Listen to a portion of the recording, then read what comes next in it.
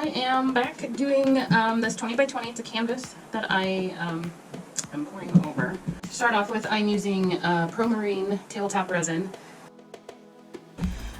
System white, or I'm sorry, System 3 white for my white. The black, I'm using Stone Coat Black Base Tint. Comes in a different bottle. It's easier to deal with when it's in a squeeze bottle. And then I've got Color Obsession, Orange Crush, and Daisy Yellow pastes. There's the bottom of those. And then I've got Just Resin, oh my gosh, I can't talk. Just Resin Magic Blue. It's a really pretty one. And I've got Lorez Ultramarine Matte Powder and Amethyst Dream. So those are the two powders I've got going here. And then I wanted to really see what a dye would do with the silicone. So I've got this ultra dye, and it is the Raspberry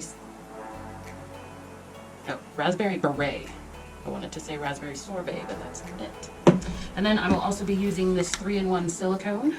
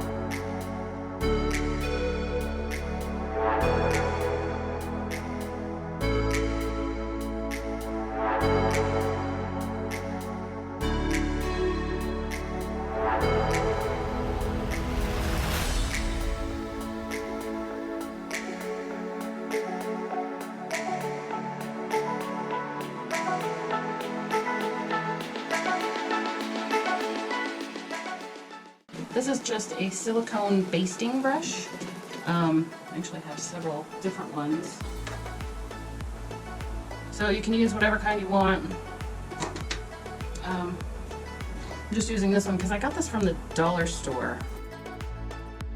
And I don't think it's supposed to be wavy, but it's wavy. So just dip in the ends, and then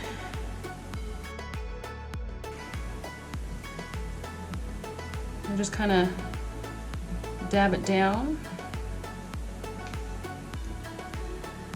And a little bit of resin gets on there. If too much gets on there, I'll wipe it off.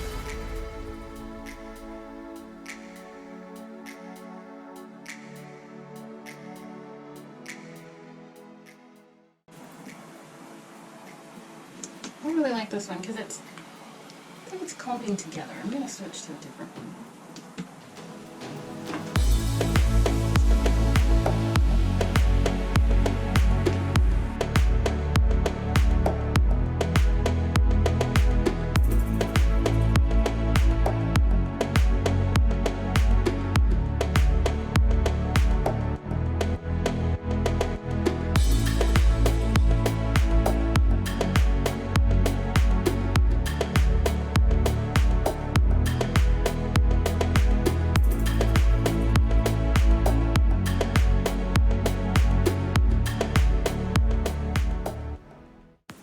It's a slow changer, so you can't always see exactly what's happening.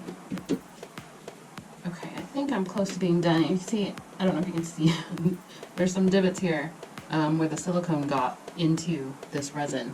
And you can try filling them in. Sometimes it works, usually not. not something I really worry about. I don't even cover my pieces when I use silicone because I'm going to be putting another layer on top and having to clean it really well. So if there's anything that I actually have to sand out, I'll either just sand it out, or I have this little nail Dremel that has some attachments that I can just grab it, get the quick spots. Okay, one thing to note, heat and silicone aren't always good friends. You can torch the bubbles and you can give it a little bit of heat, but too much and it'll just kind of break up all the cells.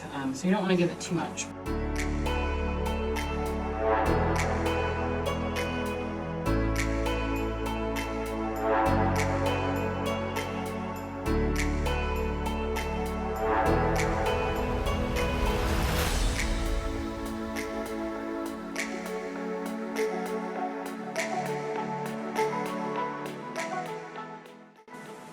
Let me bring it down for a closer look.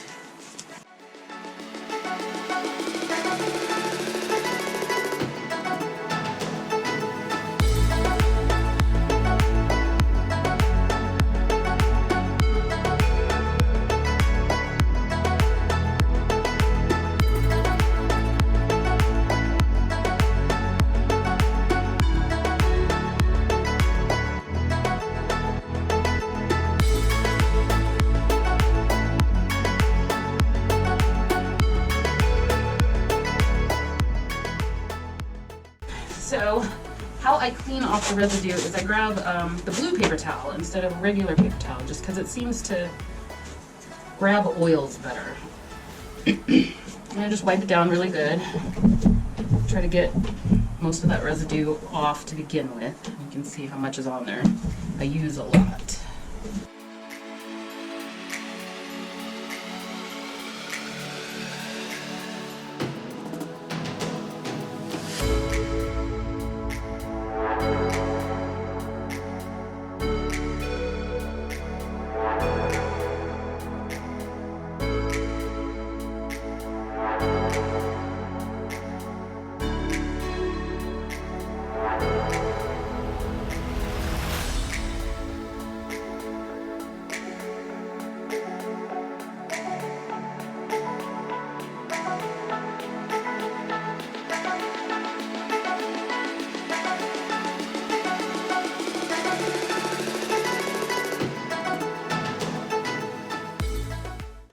Okay, so I've got everything wiped down with alcohol pretty well.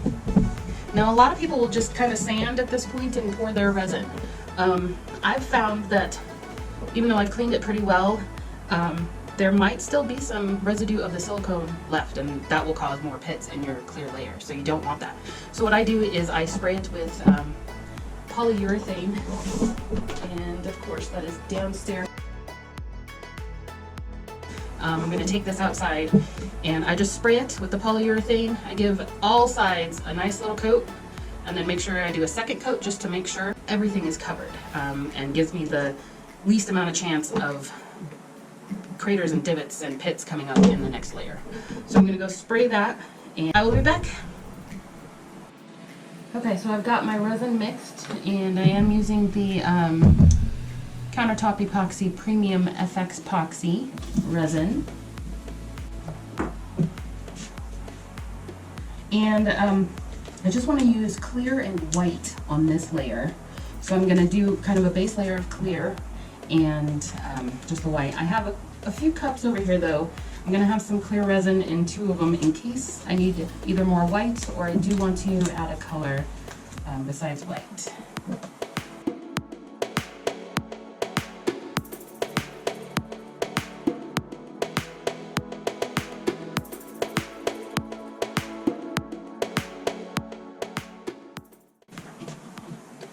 Okay, so I am going to be using Artist's Snow White.